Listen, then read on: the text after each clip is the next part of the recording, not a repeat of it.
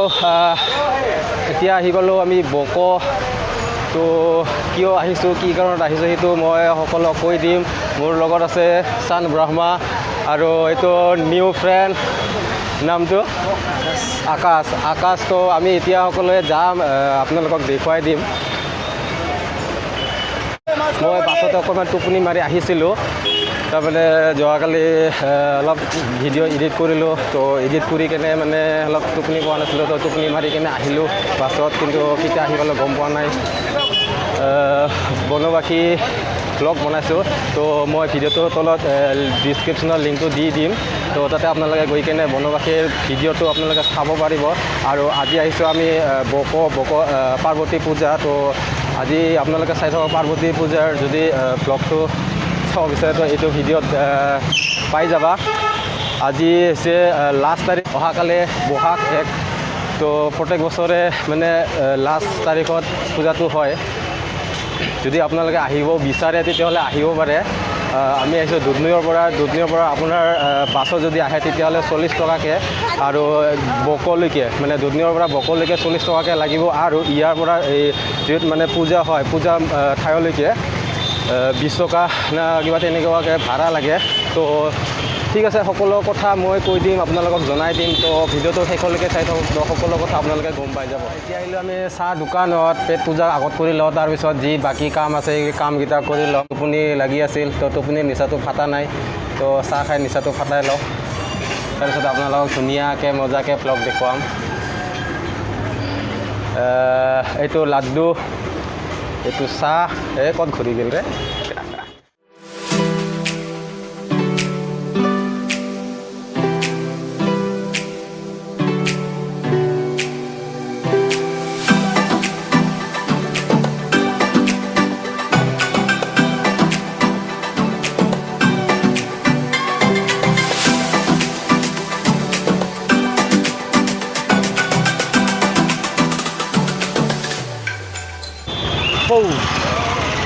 আহি পালোঁ মেইন ৰাস্তাটো, ঠাইটো নহয় মেইন ৰাস্তাটো আহি পালোঁ। এতিয়া মানুহ কিন্তু খাতৰা না তামাম মানুহ, আগত মানুহ পিছত মানুহ আছোঁ নেকি, লগতে মই নহয় আমি লগতে আমিও আছোঁ, তিনিও পিছত আছে এটা। তো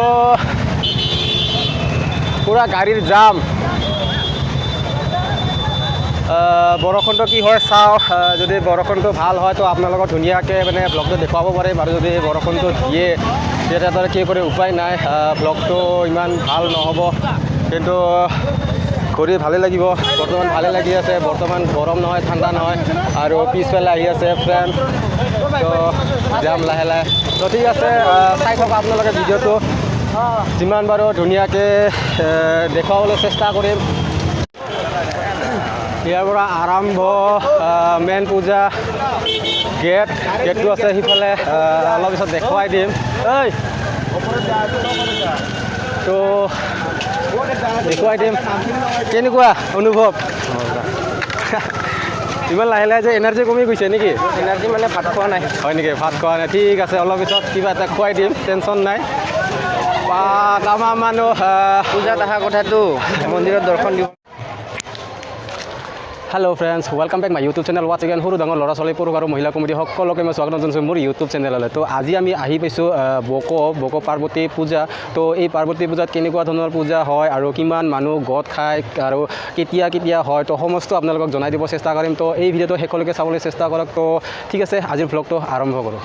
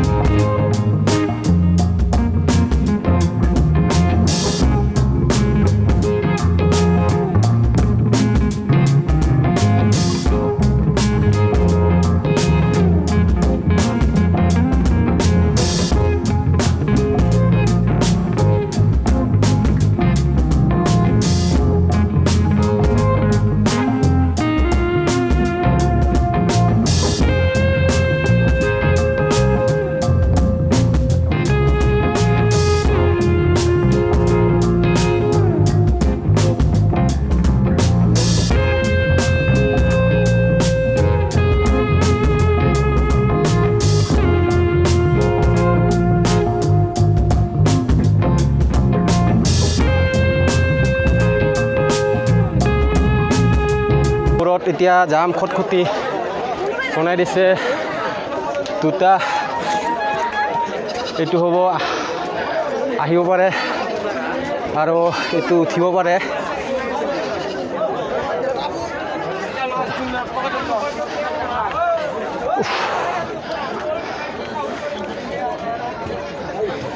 এইফালে কিন্তু ভিউজ বঢ়িয়া আহিছে আপোনালোকক যদি পাৰোঁ মই চিনেমেটিক শ্বট দেখুৱাই দিম Oh my god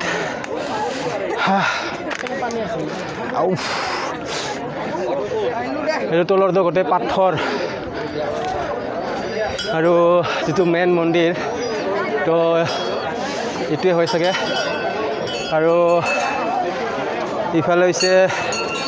বহুত ধুনীয়া ভিউজ গোটেই মানুহ সেলফি ব্যস্ত বৰ্তমান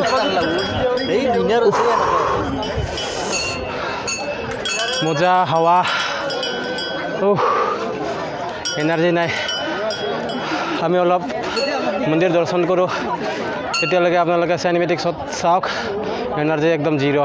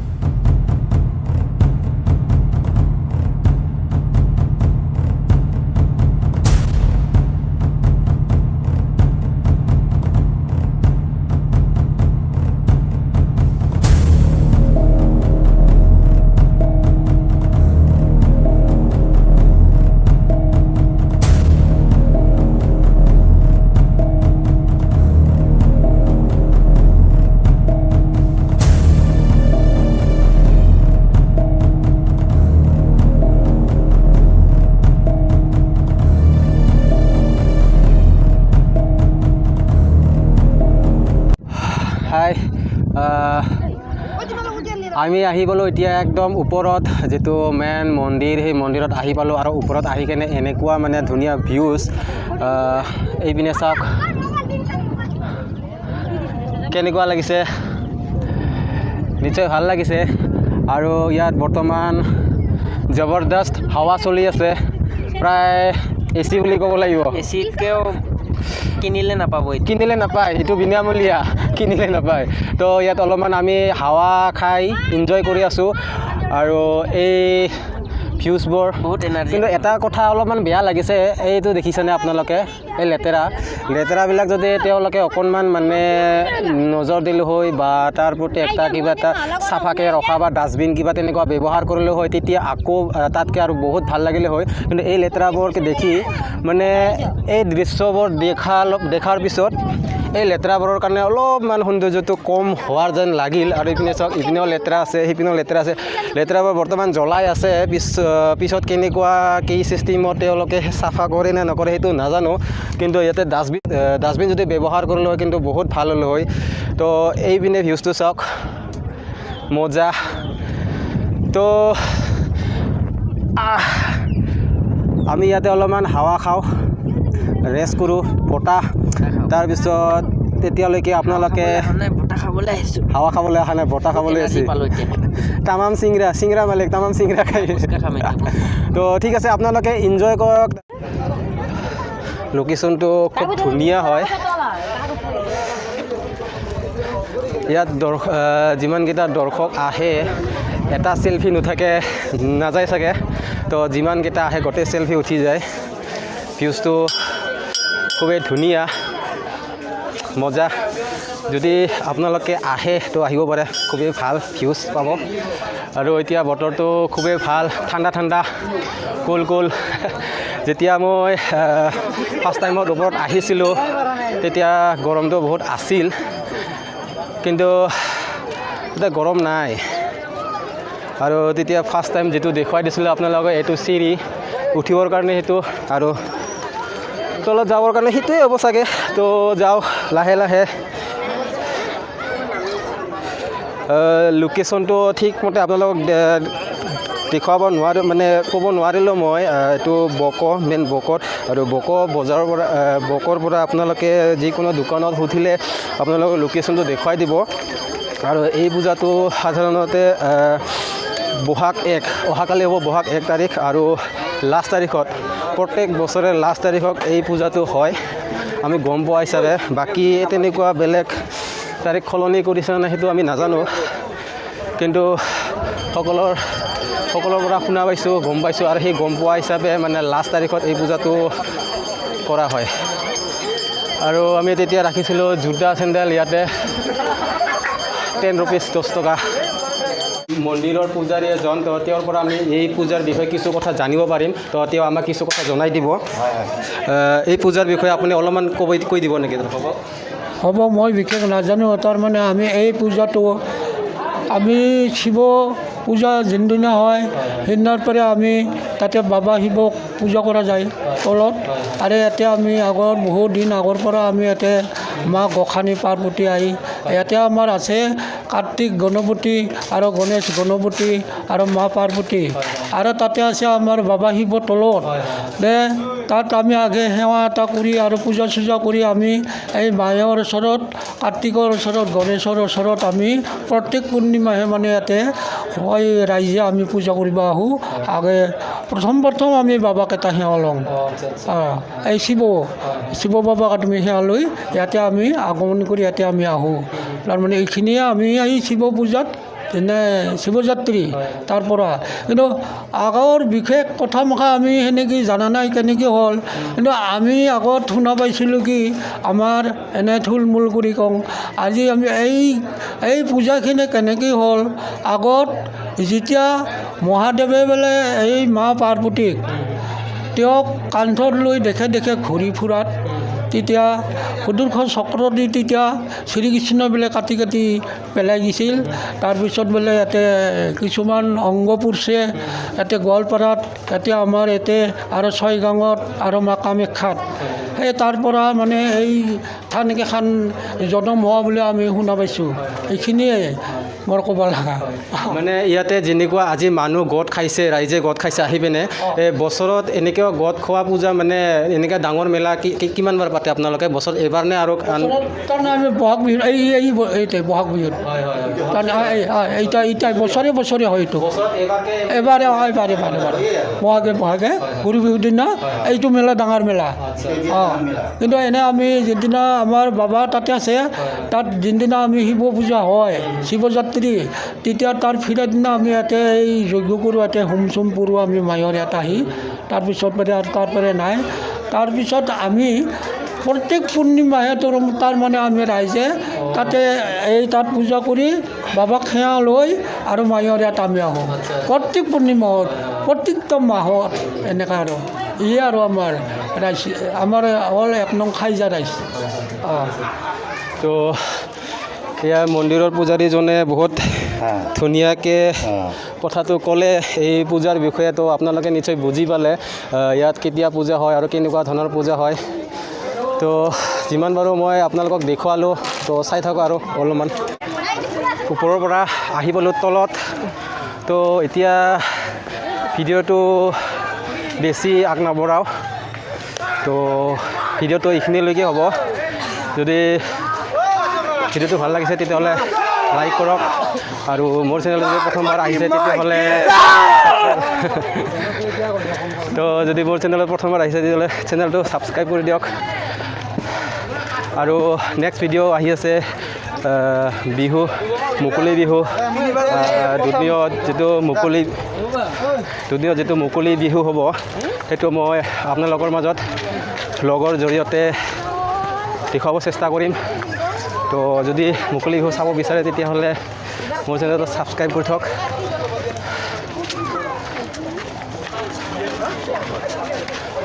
তো আজিলৈ এইখিনিয়ে tata bye bye till then